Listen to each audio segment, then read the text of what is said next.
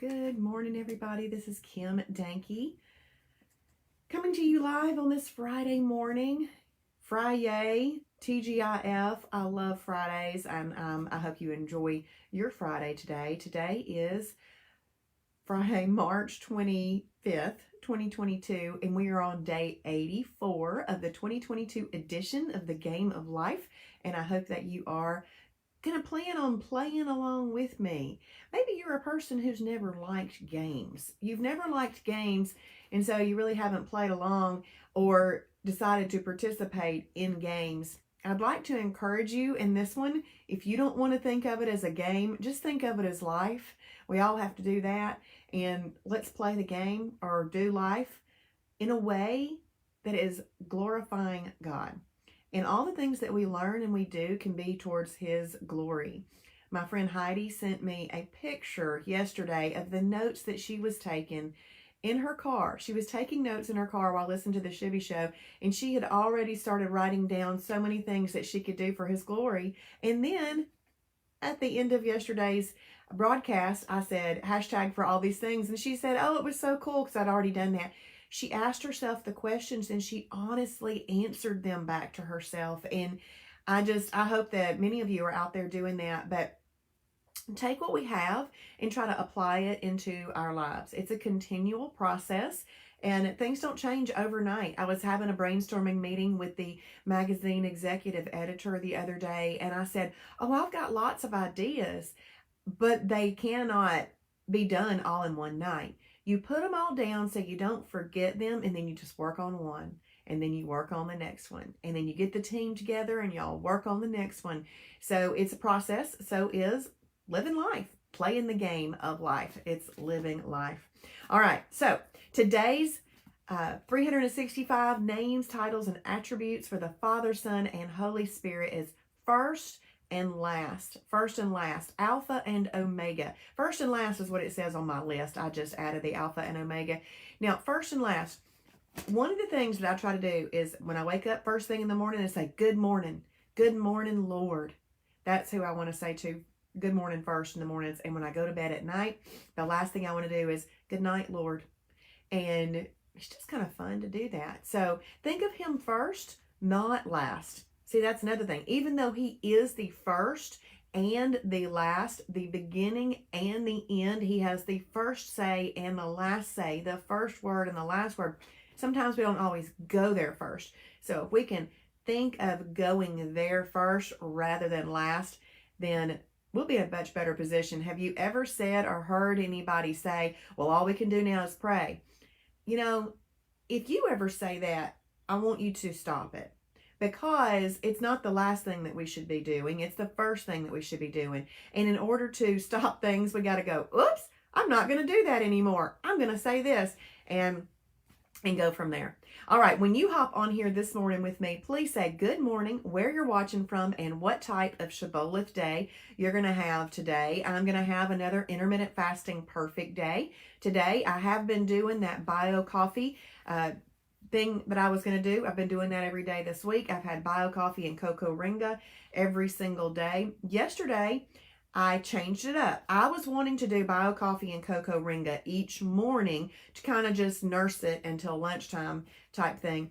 But yesterday, I had that big luncheon to lead and do, and I knew I needed to eat. So I had some very delicious sausage muffins that I purchased from Alicia Edwards in their prep for their mission trip. They were delicious, Alicia. And then at lunchtime, I didn't eat lunch because I was moderating a business panel. But when I got finished with lunch, I reached down into my purse. This was actually on the way home. On the way home, I reached down into my purse and I ate an oatmeal protein pie. And when I got home, because my desire was to sit down and relax with food, I decided I'm going to go ahead and make that bio coffee and cocoa ringa and let me nurse it. Well, actually, it's what I ended up the day with, and I didn't eat anything else. So that was great. Had 100, I did have a little extra. Sorry, I had a little Choco Right peanut butter patty. I had that. So that was great. And I'm at 138 this morning. So I'm getting back down there below my line in the sand a little bit. So I hope that I can do that. And my goal on Sunday is to have a holiday at lunch but not have it after lunch, just lunch. Because I'm going to be Sabbathing. I've already talked to my husband. I said, okay, we're going to church at 9:30. We go to lunch after. If Miller's Ale House is still having the Reuben, we can go there. We can eat the Reuben. If not, let's go to Houston's so I can get some tater tots. And then, but when I leave that, to come home and give glory to God. Hashtag resting for his glory. Hashtag a hollow meal, which is reasonable to do for his glory. Why would, I was talking to myself, why would I then want to come home and hog trough on a Sabbath day where just because I called it a holiday means I could technically do it on the lifestyle, but I don't think it would be God honoring. So therefore, why would I do that on my Sabbath? So those are just some thoughts that I have had since then. Okay, so today in the God's little instruction book 2, it says the past should be a springboard, not a hammock. So think about that. Some people live in the past. They get a hammock. Don't you go and rest in a hammock? I wouldn't want to rest in the past, especially if the past has not been great. Let's let the past be a springboard to propel us forward so that we can make some new decisions and ask forgiveness and forget anything about the past. Or if things have been done to us, do the forgiving and let that be a springboard, but don't let it be a hammock. The verse comes from Philippians 3:13. But this one thing I do, forgetting those things which are behind and reaching forth unto those things which are before. So I like that. Let the past be a springboard, not a hammock. Don't get comfortable back there in the past, okay? Get out of that hammock of the past. Okay, before I go into today's Ruthless Elimination of Hurry, and it is the last day of it, before I get into that, I want to show y'all something that I did last Saturday morning. Last Saturday, I was headed to Alabama. I was going to be in Alabama for 2 nights, and I was going to return on Monday. Well, I forgot the check that I needed to deposit, and that was the reason I was staying on Monday. So I ended up only staying 1 night, 2 days, 1 night. But I want to show you what I prepared for myself, because I didn't necessarily really want holidays when I go out of town over to my mom's. I don't necessarily want holidays when I go over there, but because I have less control or I might want to take a holiday, then I prepare for those. And I go ahead and put them in my mind that I could have one. But since I didn't necessarily want to have one, I took approved foods with me. And sometimes when I take approved foods, I will pick some things out of my pantry. I'll put them on the island in the kitchen. But then when I pack it all up, I put it all into one bag. And then, when I'm having an eating episode, I'm eating and I've picked something out, if I decide to have a holiday, or maybe I don't even, I lose track. Let me just say this. I lose track of what I was going to eat when, because I thought through it in planning it, but then I put it all into one bag. And then I forgot what I was going to do. So this is what I did. And this bag is pretty much empty because I used the stuff out of it. So for breakfast that morning, I had eaten eggs. For lunch, OPP means oatmeal protein pie. So I ate an oatmeal protein pie. And for dinner, I was going to get us something out. Maybe, a burger, no bun, broccoli, or something like that. I was going to get us something out. And then in here, I put a snack. I had an Atkins bar, and an extra, I had the Choco Right. All right, so I had all that in there, and I had it marked down to remind myself what I was planning. Because when you get into the midst of helping somebody else or doing other things, you tend to forget. You know what? I had forgotten to make my husband and his friends that breakfast casserole that I was going to make, and I forgot to take the check with me to deposit. Now, in the Ruthless Elimination of Hurry and eliminating things, you might forget things, which I did last weekend. But when I was making these bags up, I thought, let me take a snack and an extra, because then if I take a snack and an extra, then it can seem like a holiday sometimes when you're having those things if you don't normally have them, but it still remains a perfect day. But I also put in here this. This is a Fulfill bouillon, chicken bouillon flavored packet. I buy these at the store, and these are a freebie. They're actually a category 2 fibrous carb, but these are a freebie as well. Now, this is a what I call this freebie is a savory freebie. So many of us want little sweet flavors, but every once in a while you need to feel like you ate something. And this tastes a little bit like egg drop soup or something like that. And this will make you feel like you ate and you might feel better. And then the other thing that I dropped down in here was a piece of gum. Okay, I didn't use it. Well, I had all my bags sitting there. Okay, there's Sunday. There's my Sunday bag. I had Mighty Muffin. For lunch, I was going to have the chocolate bar. For dinner, we were going to get something. And I had an extra a Choco Right, and then a snack, a Grab the Gold. Well, I didn't eat the Grab the Gold. There it is. That's good. I have my freebie in there, my chicken bouillon. I also put in the bag a piece of gum and this true lemon thing for my water, just to encourage me to drink more water even if it had turned into a holiday. So that was in my bag. As I was preparing these bags, Satan said to me, "You're ridiculous. You can't even remember what you're supposed to eat. You can't even do this without putting your stuff all in bags." And y'all know I don't like it when he talks to me. So I said, "Get away from me. I would have done this for my children when they went to school. I've done this for my children when they went to camps. I've done this for my children when they went to color guard practice and other things that they have done. Why would I not take care of myself in that same form or fashion?" And don't you love it when you line up some bags and you're just the sweet mother taking care of people, putting things in bags and preparing it, and then you just get to hand it to them. You know you can do that for yourself. You should also take care of yourself in that same way. So that's how I captured that thought and turned it into something positive. And then Monday, I have Monday. So I was going to either do an oatmeal protein pie for breakfast or the raspberry shibboleth wafers. And lunch, I was going to get something. Choco Right and Atkins. And then also, so I didn't need anything out of here. There's my oatmeal protein pie. Oh, there's my vitamins. I even packed up all my vitamins, but I had taken Saturday and Sunday. The raspberry wafer is still in here. I had, even a Celsius, because I like to drink Celsius in the mornings. That was in there. There's an Atkins bar in there. The little water packets for the True Lemon. And some gum. And I knew that I would not be there and possibly want a freebie, which I don't do many freebies, but I knew I wouldn't be there on Monday night, so I didn't put the little fulfilled chicken bouillon in there.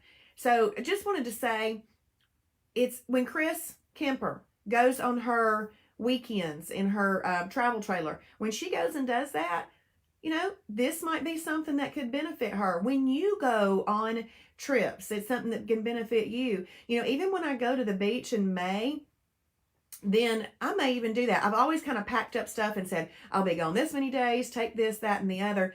But I think I may even pack it by bag, individual. Now, whether I stick with it or not doesn't matter. It's the planning of it to help you be successful in the first place that makes all the difference. So I hope y'all enjoyed the little showing of I did show and tell last Saturday at the Shibby shop, and it's kind of fun to do show and tell. Didn't y'all love show and tell when you were kids? So it's fun to do show and tell.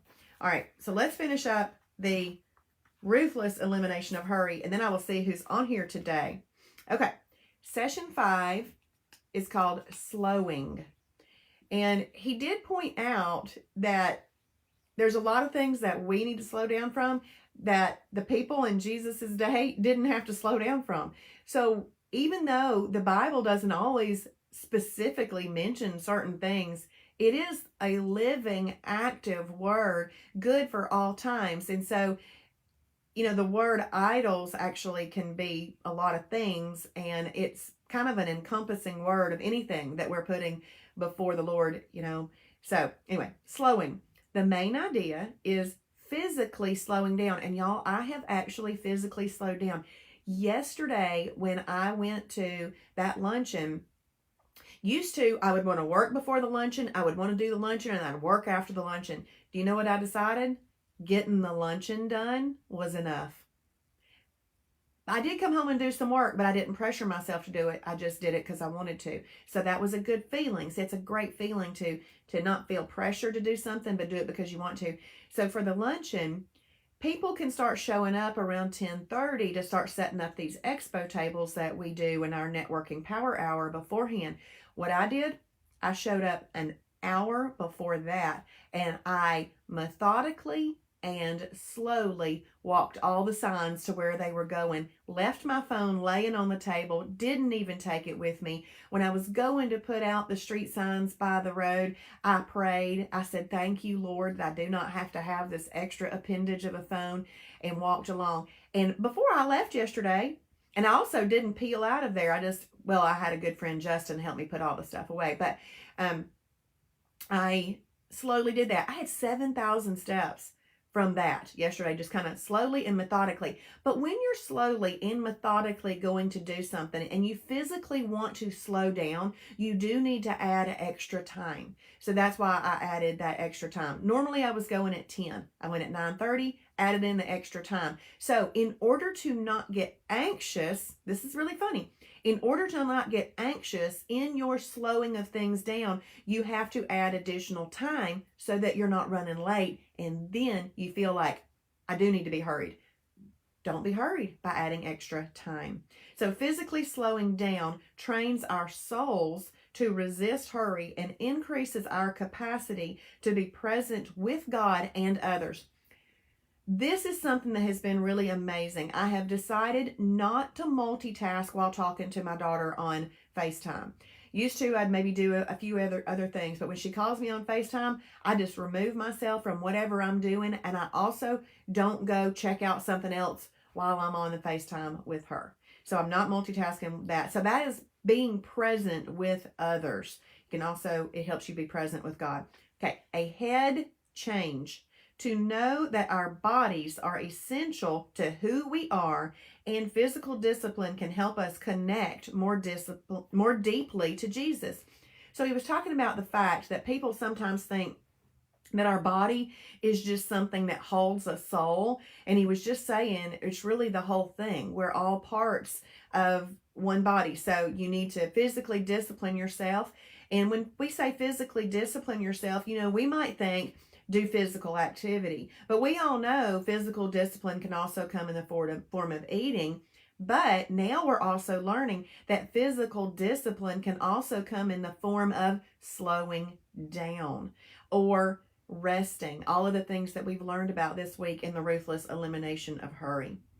A heart change. To feel peace in waiting while learning how to slow down. Let me read that again. This is a heart change. To feel peace in waiting while learning how to slow down. So, sometimes we have to give ourselves, mercy, grace, when we are learning to do something different. Life change. To incorporate focal practices that help you be present with God and those around you. So one of those things was, I was not multitasking.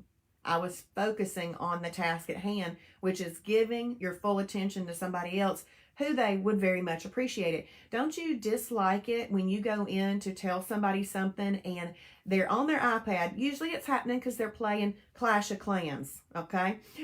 Who knows Clash of Clans? I don't play Clash of Clans, but a lot of people I know play it. So you go in there to talk to somebody, they're playing Clash of Clans, and they're in a raid on their game, and they don't even look up to acknowledge you. It's very annoying. Okay, so thing is about that, if you went in there, see what they're doing first. Let them finish that raid. I'm sure that they would give you attention. You didn't know what they were doing when you walked in. But if you're constantly get it and you never get somebody that looks up at you, or maybe you tell somebody ahead of time, hey, when I come in here, let me know if you are, I know this sounds funny, raiding your whatever in your Clash of Clans. But I want to talk to you after, okay, when I walk in the room. That way, you're being kind of respectful. And I know that it doesn't seem like anything, but if they like to play those games, you need to have a talk about it. Because you can't just go in there and expect them to go lose the raid, I know it's weird talking, but just have the conversation. But my point to you is, when people come to you, if you also want them to be present with you, you've got to be present with them, and maybe start that first. Okay, when we look at the life of Jesus, we find that he was not in a rush. He didn't get frustrated with waiting, and no matter where he was totally present. To be like Jesus, we need to slow down. The Hebrew word for soul is nephesh. It describes the entirety. It describes the entirety of a person, nephesh, including their soul and body. This definition,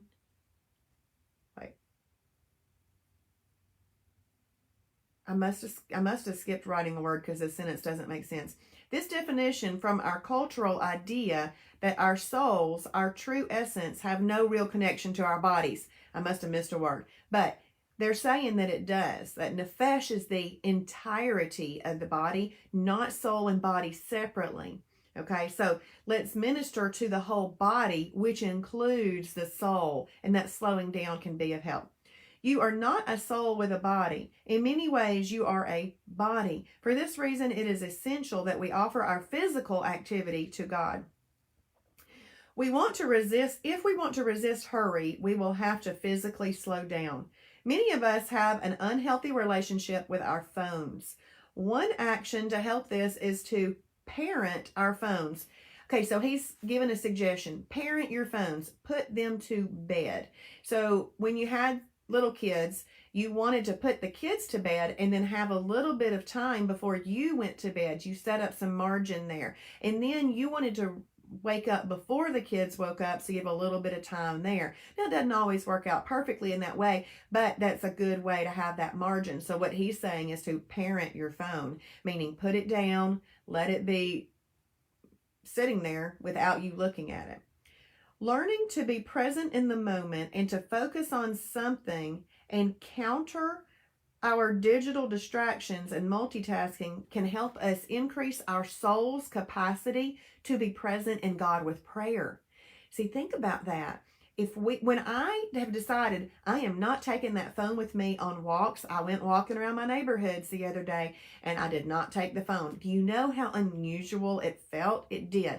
But guess what I had time to do? Well, my husband went with me he went with me on all the walks. So anyway, I talked to him. But yesterday when I went and put those little signs out and didn't take that phone, I talked to the Lord. So when you're not trying to multitask, it's like we decided because of culture that we needed to ingest something at all times, some form of media at all times. Well, let's let our chosen form of communication be prayer, and sometimes we have to put that phone down for that. And then here is a prayer that we can pray. Dear God, help me figure out what distractions in my life hinder me from my overall ability to slow down. Give me the courage to address these areas head on. So I hope that y'all have enjoyed the Ruthless Elimination of Hurry. I know that it's made a big deal in my life. And there's certain Bible studies that you do and everything that they don't have they're there and everything, but they don't have like a immediate change. Like Shibboleth, Shibboleth can be a Bible study. We can consider Shibboleth a Bible study, a long-term, ongoing Bible study.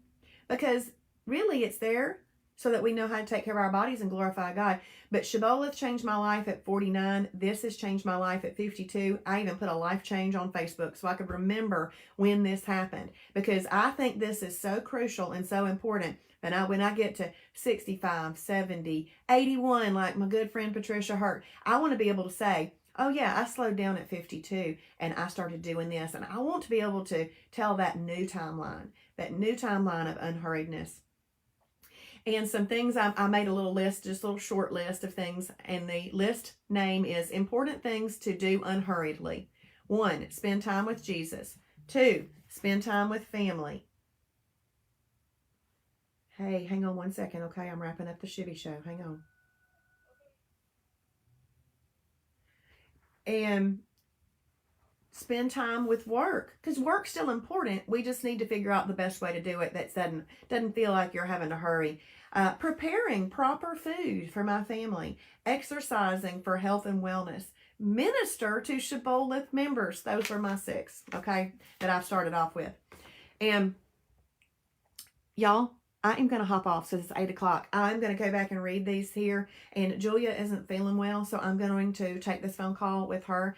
And I will see y'all on Monday. Y'all have a great weekend. Go ahead and journal what type of day you're going to have to set your mindset this morning. If you are near Kennesaw, please come see us at 10 o'clock tomorrow for class. But the store is open all the way until 2 p.m. So 10 to 2, the store is open, and class is from 10, starts at 10 o'clock, okay? And I will say hello to y'all in a little bit on your comments. Y'all have a great weekend. Bye. Oh, and please pray for Julia.